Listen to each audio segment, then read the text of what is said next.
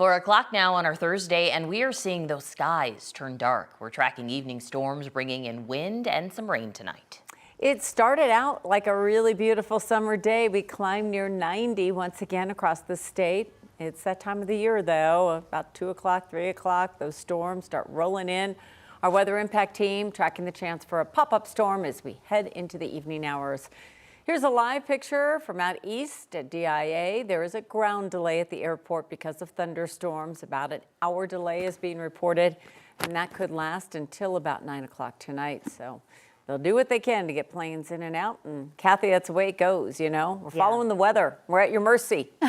Severe weather definitely looms large, mainly north and northeast of Denver, where a new severe thunderstorm watch has been posted until 11 o'clock. Denver, we've seen wind, lightning, and rain so far, and we could see another round of showers move east off the foothills in the next hour or so.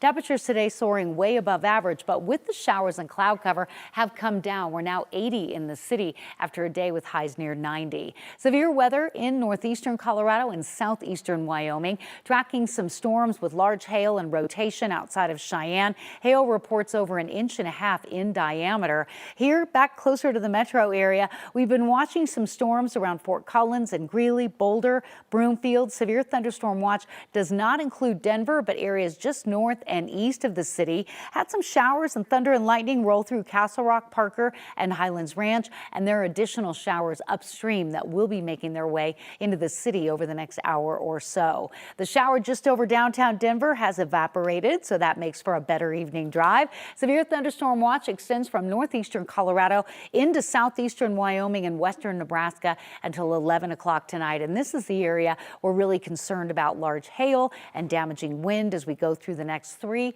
to 4 hours. And so looking at the chance for rain in Denver, the best chance will be between now and 6 o'clock, and then things really settle down for your evening plans.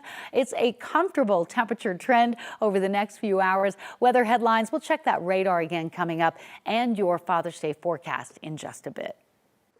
Now to some breaking news. A federal judge in Denver ruled this afternoon that the wife and children of Mohammed Solomon can't be deported without due process. He is the man accused of hurling Molotov cocktails at pro-Israeli demonstrators in Boulder earlier this month.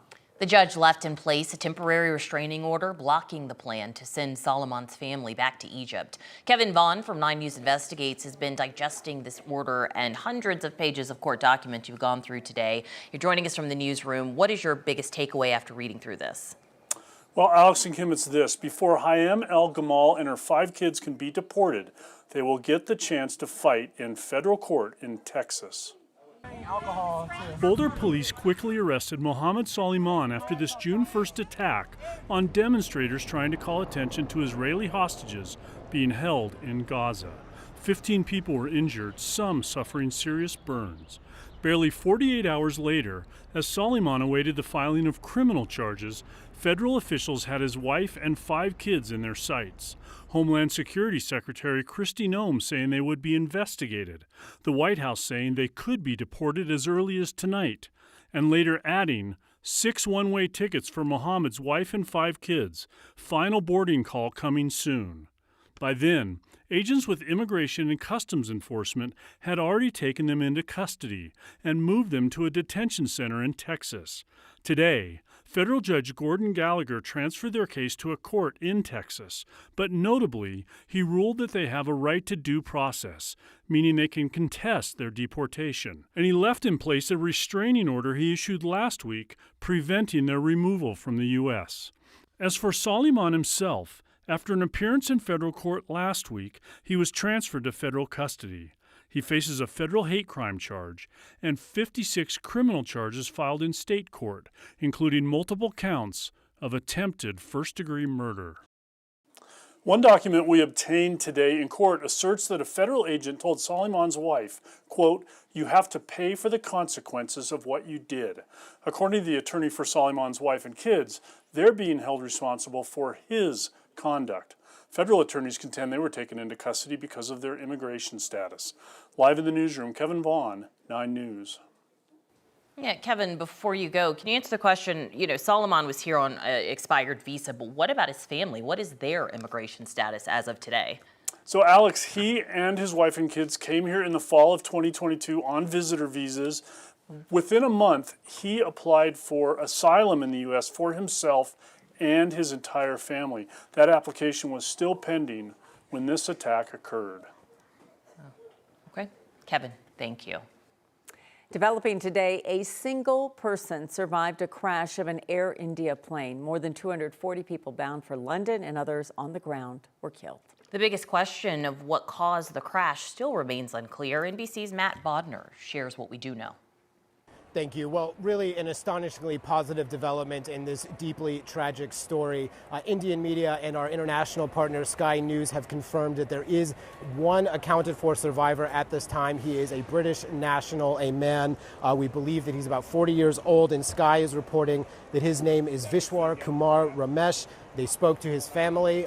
They say that they have another family member who they believe was aboard that flight that they have not yet heard from. The Hindustan Times, meanwhile, has spoken to a man of the same name, of the same age, who had a ticket in that name, and quote him as saying, quote, 30 seconds after takeoff, there was a loud noise and then the plane crashed. It all happened so quickly. The newspaper says that he is being treated now for injuries sustained to his chest, eyes, and feet. Now, I think his account of what happened, of course, is going to be very important in the hours, days, weeks moving forward as the official investigation starts to look at what happened here today and share some of its findings. As things stand, we have heard nothing official from investigators, though aviation experts working with NBC News as well as commenting elsewhere have started to hone in potentially on signs seen in some of the videos of the crash that would indicate that the plane was not flying normally for that stage of flight, for that flight regime, so to speak, leading to some speculation the flaps were not fully deployed,